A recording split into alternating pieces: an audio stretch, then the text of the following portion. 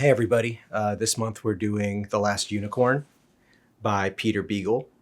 And it's like a fantasy story about this unicorn that discovers that all the other unicorns are gone, and it's said that they are extinct. So this unicorn goes on an adventure outside of her comfortable woods to figure out what happened to them. And I really liked it.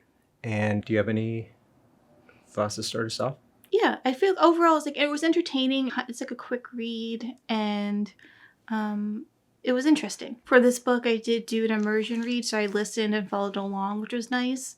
I believe the person who did the voice of the unicorn in the film was also the narrator for the book. So it was like enjoyable and kind of like a different experience. What's immersion reading? So basically, I was just listening and reading along. So I would just, like, it's not like I'm, like, washing dishes and listening to the audiobook. I'm actually, like, reading along and listening. Where'd you hear about it? Is it like a TikTok No, thing? not TikTok. I mean, I heard of, like, other booktubers who've done it or seen it. And I was, like, interesting. So, like, some people enjoy it, other people don't. So I just wanted to see how I feel. And, like, would I like it? Is it something that I would want to continually do?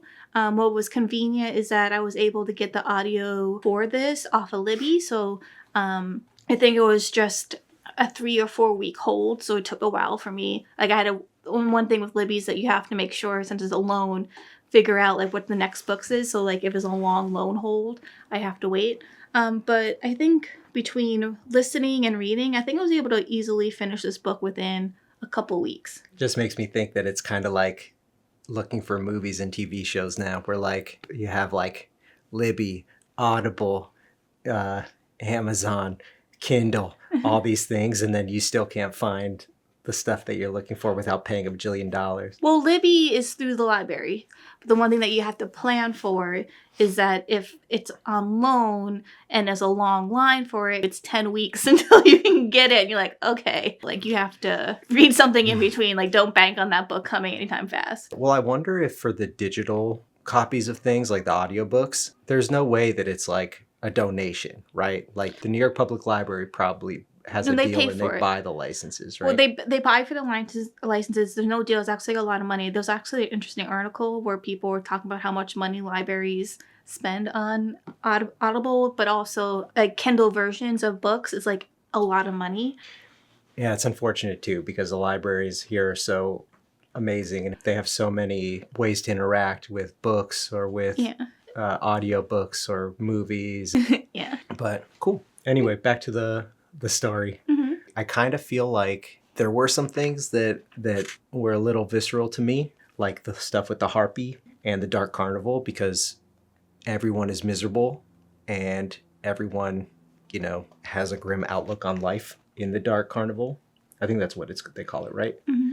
And the way that Peter Beagle describes things, it's very grim sounding, you know, like there's Arachne the spider that, you know, he mentions how it'd be screaming, but no one would ever be able to hear. You know, there are a lot of thoughts about death by the characters, and, you know, they break they're very self-aware a lot, where they realize the type of fantasy or the type of story that they're in, and they realize their duty in that, but some of them kind of express this ennui almost, where it kind of depresses them because it doesn't work out exactly the way that they want it to for their personal, you know, wants and needs. So I really like that. Like the prince character, Schmendrick's character, the old witch that runs the dark carnival, and how some of the beasts in the carnival, it's just a magic trick to deceive the viewers, the audience.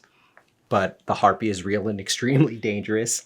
And the obviously the unicorn is very dangerous too, because she can heal, but can also, I guess, destroy with the horn and put a curse on a mortal that touches it. There's some slow parts, but overall I thought it was a nice little tale, the way that the characters interact and the way that they think and the way that they talk. The antagonist in the story is more of an idea, you know, than something terrifying.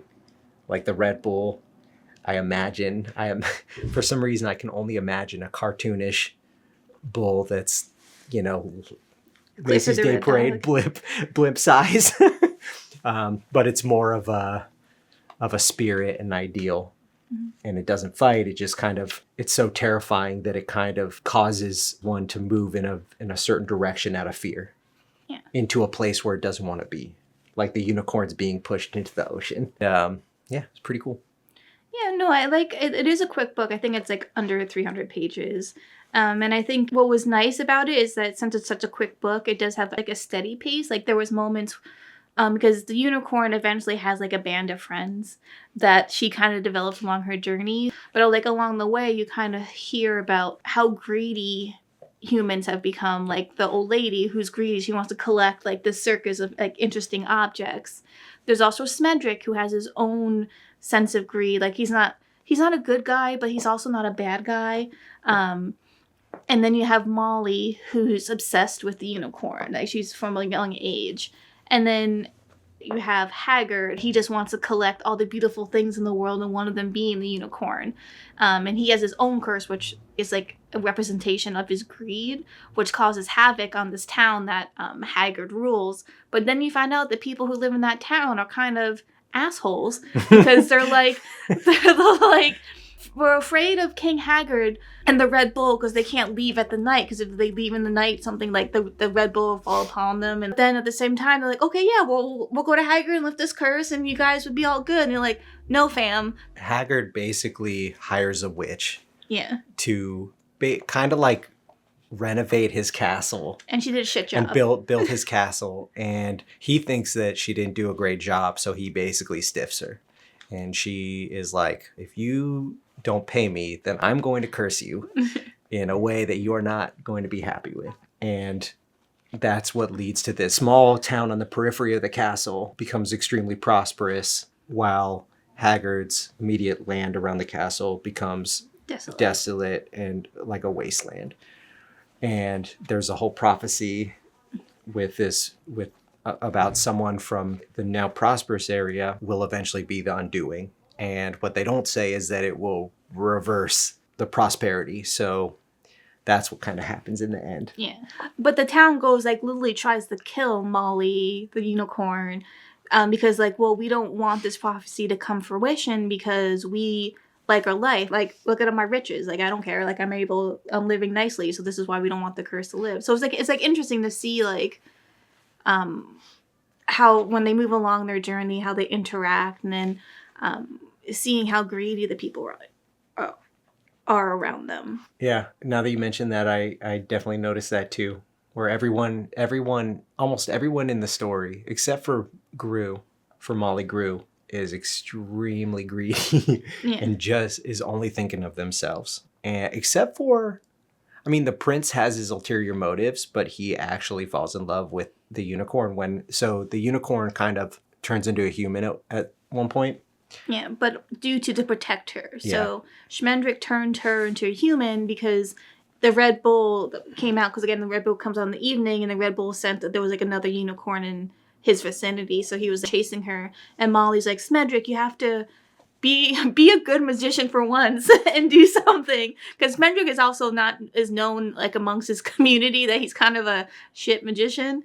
So she was like, well, like, protect her, like, change her, because essentially if she were to change, that the Red Bull will stop, because he's looking for a unicorn. So he changes her, and sadly he changes her to a human, which devastates the unicorn. Yeah, because unicorns don't feel all the emotions that humans do. But also she finally had a sense of mortality. Before she was like, I can live forever, right. But now as a human, she can sense the mortality that humans face. And there were a lot of interesting interactions between the characters. Like Schmendrick works for the Dark Carnival, and he ends up freeing the unicorn from the old woman who runs it. And they kind of escape together. And it's kind of a recurring theme throughout the story where he himself realizes that he's mediocre. But then, his interactions with his friends, where they're like, you're the magician, you have it in you, so do it, please. Do something. And he's kind of like, I mean, I'm trying my best, so back off. It is what it is. So he has his relationship with them. And then he has a relationship with the king, where the king actually fires his extremely competent legendary magician to hire Schmendrick because he's bored of true magic and just is ready for a fool. He wants a magician to be kind of a fool, because Haggard's, he's kind of complex in the sense that, you know, he's never happy, but he's always trying to find something that'll make him happy and feel young again. I mean, there were certain interactions that I like too. Like, for example, when they're in the castle for months. And then this is kind of when Molly kind of could center stage, because she's getting frustrated because she mentions how now Schmendrick is just like every night the king's fool, essentially doing like party tricks to keep the king entertained. The unicorn, who is named Lady Amathea, she's kind of like moping, and slowly they notice that she's like forgetting that she was a unicorn and slowly becoming more human. So Molly's getting frustrated, and she's like, what are we doing? Like, we came here with a purpose. Like, you're forgetting who you are and not doing anything. Like, do your job. And so the wizard was supposed to figure out how to break the spell. So finally, this tabby cat that kind of appeared out of nowhere, and it was like magical. And the cat's like, so I can give you, like, I gave him a riddle basically to figure out like how to find the Red Bull. And she was like, Molly's like, okay, fine. Like, how do we do it? Do you know why you're here? Like, here's the riddle. I'm giving it to you. And she's like, well, are you going to tell me the answer? And he's like, no, because like you come to find out this clock is like the precipice of where all this magic is that leads to the Red Bull. And she's like, well, how do we get through the clock? What do we do? And the cat's just like licking itself. And he's like, well, I can't give you all the answers. Like, get your wizard, get the unicorn, and go to your destination. Like, come on. Well, it keeps saying there's like a talking skull that wants to drink wine, even though it obviously can't drink it. And the skull ends up doing it too. The skull is like, you just walk through the clock. And they're like, that can't be how it goes. And It can't be this simple. And he's like, it is. Now give me some wine. That was a funny interaction. Well, what did you think of the love plot between the prince and the human version of the unicorn?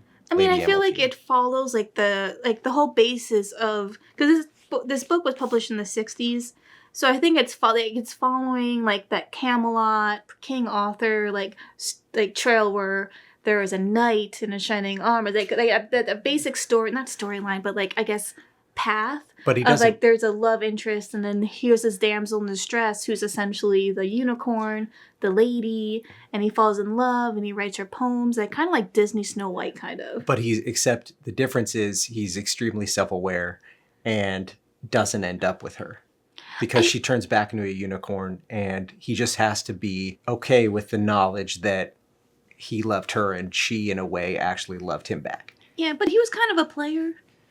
Yeah. And there's a point where before things start to click, where he's like, I don't get it. I slayed dragons. I helped this. I did all this stuff. I brought him back. Like, there's a part where he brings her dragon head back, and it's even She's scared. Yeah, it's even described as like this grotesque, gruesome, blood coming off of it, running down it, and all this stuff. And he's like, here, I did this for you. And he's like, I don't get it. Well, and then he tries I'm doing my hero thing, and it's not working. And then he tries like reciting poetry, and he reads it to Molly, and Molly's like, "Oh God!" And it's a kick out of the not the knights, but the guards, because they rag on him. Like, yeah, good poem. Laugh about it. Like, it's kind of a shit poem. Keep working on it. Maybe something will come to you. Yeah. So like, there's like humorous moments. Like I was telling Mike, like the prince kind of reminds me of what's that? From Enchanted. Enchanted, yeah, the prince from there. Yeah, but like, those they come out. They're designed to be like oblivious idiots. Where this Prince Lear is he's naive, but then he quickly understands. He comes into his person because he was naive. Yes, he's naive in the beginning, and eventually towards the end, he comes to save the unicorn. He kind of comes into his fate of the story.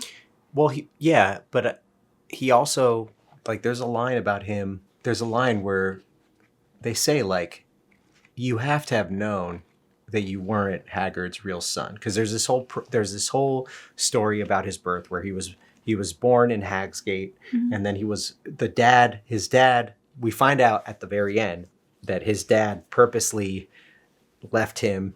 Well, actually, the dad is like, we never know who the family is. Well, no, we know Din. Towards the end, but in the beginning, Haggard. Yeah, but basically, as a baby, Prince Lear was left naked, as a newborn at this well. And the king's men kind of like go walk around at night and just kind of pilfer stuff that's left out for the king, and it gets stashed. And Haggard kind of walks around too and does his thing, so around Hagsgate back in the day. So he finds this baby, he brings him in and raises him as his son. And there's this thing where like, does the prince know? Does he not know? And then at the end, he's like, the prince finally, there's a point where the prince is like, I knew all along, but what was I going to do? I wanted a father figure in my life, and this is the one that I got because I didn't know who my real father was. So I wanted to make him proud. I wanted to be his successor. And, it was a very mature, not mature, but like a very aware, stance to take, I thought. I don't know, because I kind of took it as like he was aware, like, but then he was kind of lackadaisical, but he's like, he had no motivation. Like, he never was motivated. Like, he knew about, like, he was going to be the one to take down, at some point, the prophecy. But he was never proactive until Schmedrick, Molly, and the unicorn came, and all of a sudden he fell in love. Like, there had to be a trigger for him in order to come into his person, which was the love that he felt for the unicorn. I felt like he was kind of passive until finally Molly's like, do something. Well, save her. You're a knight. Do your job. Well, because it kind of seemed like his whole life was being the hero and doing all those things. I felt like he was kind of over it by then, especially when he's thinking in his mind, like, I've been doing this stuff my whole life, and now it's not getting me what I truly want. So he's kind of like, what's the point? Yeah, and it probably comes back to greed. Like, But then he actually like is like, wait a minute, because Schmendrick is like, they're telling him, you have to do what you're meant to do, and eventually he's like, all right. He goes back to doing it with a new understanding. But it's a little deeper than I would say your average. Like, well, maybe it's not. See, it's hard for me because I don't read a lot of fantasy. No, well, I don't read a lot of fantasy, but also it's not like I've read a lot of young adult fantasy, children's fantasy, an adult, normal fantasy. I feel like it follows the basic structure of like a story or a fairy tale. Right, but how much edginess is in there? How much focus is on character development and thoughts versus just like action, where it's just slaying that, fighting the bad guys or trying to get the woman to fall in love with you. Where in the past, like what we grew up with, I feel like, is that the prince would be like, you're smoking hot, I gotta have you. You're so different from all the other women that like love me because I'm handsome and do all these things for me, but you're the special one. And then the princess, they're like, they have their own motives and dreams and wants that they want that are separate from that. Or they're like, well, you have to do this and this if you want me. I'm cursed. Lift the curse, I'm yours. Or like, do this and stuff like that. And it didn't really focus on that, which I appreciated. It's like, it was a different take on, like, it had its own, like, differences. But it was interesting how it took the structure and trying to make it its own with the focus of this, like, mythical creature kind of trying to discover where her people are. So, like, it was enjoyable from my perspective. So how many Kisas would you give it? I'm going to give it, how about 3 3/4? Oh, God. For me, I gave it 3.5. I found it enjoyable. There were moments that I was hooked. And there was, like, lulls, but I felt like it kept me intrigued. And especially when it was describing, like, Beagle did a good job describing the fight scenes and making it seem like almost like the unicorn and the bull were like dancing at some points. So I feel like his writing was very lyrical. That made it like interesting, and his scriptures of like the tales and the towns was enjoyable. I really liked the Dark Carnival scenes. I think I really liked how he talked about the concept of magic in the sense of a means of deception versus real magic, and the power that real magic and spirituality, let's say, hold versus more of the magic based on just trickery. And the Dark Carnival kind of encapsulates all that, because it talks about how the audience interacts with magic versus how true magic interacts with true magic or sees true magic in the sense of like there's a part, well, I mean, there's a point where the Dark Carnival lady has to actually make the unicorn appear to the audience as a normal horse for them to believe that she's a unicorn, that the unicorn is a unicorn, because her own magical self as a unicorn, her own appearance is just too much. Like it doesn't work that way. You know, it would be too much for it to be actually real. So it's what their perception of what a unicorn would be is what the Dark Carnival lady puts on this. So I really like that part. I like the imagery that he describes at the end with the unicorns coming out of the ocean, you know, because they're kind of like the stampede where they're finally freed, and the bull ends up, as they're coming back onto the shore, the bull goes into the depths of the sea and kind of like disappears to find its new master or take a break or, you know, whatever. So I like it. Everything's pretty deep and complex, and he does a good job of playing with myth as well, which makes it interesting.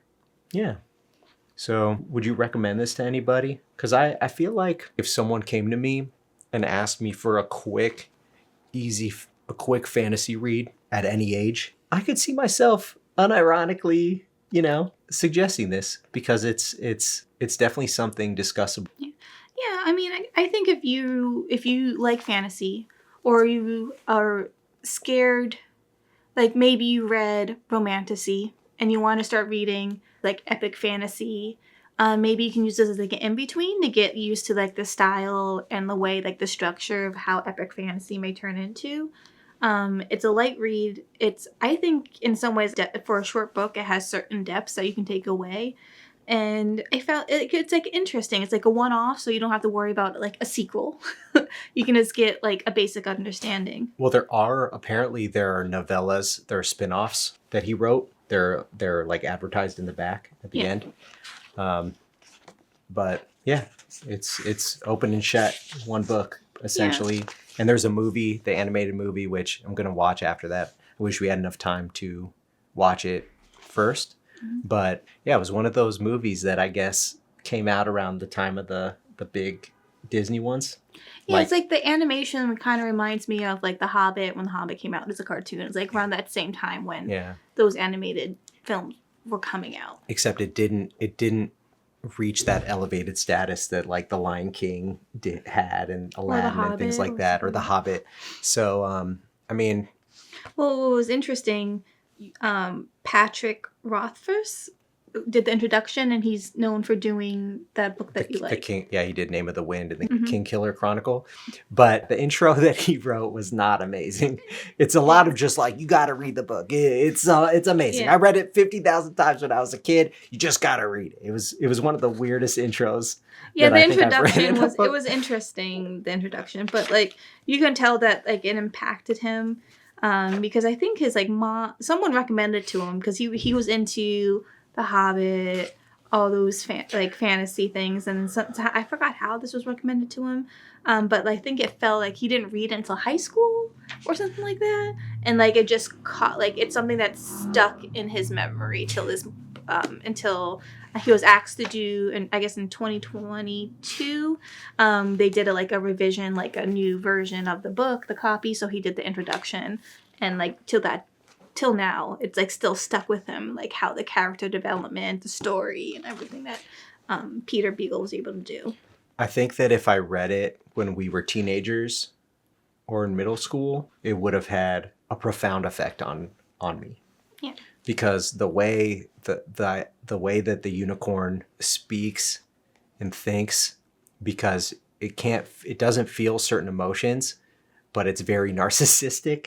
You know, they're as a you know, unicorns in general. You know, they don't feel sorrow, or they don't feel this, or they don't feel that, but they are extremely vain. But not, the character is subtle enough that it's not just like, oh, look at me, I'm the prettiest thing ever, 24, you know, throughout the whole book. You know, there's thinking about that, and the magical, you know, how magic works, like with the Dark Carnival and Prince Lear's conundrum and Haggard's conundrum, I feel like if I read it back then, it would have had a profound effect. So I guess I would recommend it to like Or if you're high schoolers, teenagers, people in their early 20s that are into fantasy. Or if you're going through a phase and you want something similar that's to like King Arthur and the Round Table, I think this book kind of fits into that like myth. Yeah. So yeah. But yeah, thanks for watching. And we got something fun. We have a fun book picked out for next month. It's my pick. But until then, like, subscribe, and know that we post a video the first Sunday of every month. But if you want to leave a comment down below, put some unicorn emojis down there, or let us know what fantasy book touched you when you were younger or now, or any fantasy recommendations, feel free to leave them in the comments. We love interacting with you, so please let us know what you like. Yeah, we didn't get really any comments for our argument little competition in our last episode. So Jenn is right. I we know this, and we can roll the tape. Okay, so I will give it to you, just in the sense that I am realizing that I have a bias now when I read these books, because no. It's the books that Jenn picks. Right. For some reason, he thinks all the books that I pick are below the age of a high schooler. Well, I'm just saying that the line is a little blurrier than I initially thought, because I'm noticing that you're very prejudiced. No, it's not prejudice. In media, the movies are much more tame and light compared to the books. One major example is The Neverending Story. And I didn't read the book, but I've seen the movie. And there's the scene where they have to go through the swamp of sadness, or the swamp of sorrows, and the horse gets depressed and drowns. And that scene is something that you don't really see in kids' movies that much. It is heartbreaking. It is extremely visceral. Well, yeah, a lot of people said they were traumatized.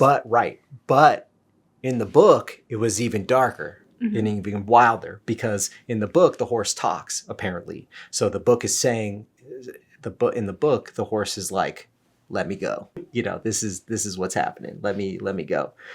So it's hard for me to tell. I guess right now I'm reevaluating how I think about these stories, because I'm just assuming now that the book no, you're just extra critical. Is much edgier than the movie. But in A Magical Girl Retires, there is no other media, and it still comes off as a story, not for kids, but maybe it's inadvertent. But no, you're kids just extra would like critical. It more. You assume everything is for kids. If it's not your pick, then it's for grown adults. When Jenn picks no, if it is my pick, then it's for grown. Yeah, it's for grown adults. Fair. But if it's adults, and then if Jenn picks it, then it must be young adult. Fair. I don't know. Okay, fair. And that's what happens. Whatever. That's what happens. All right. Thank you, and see you next month.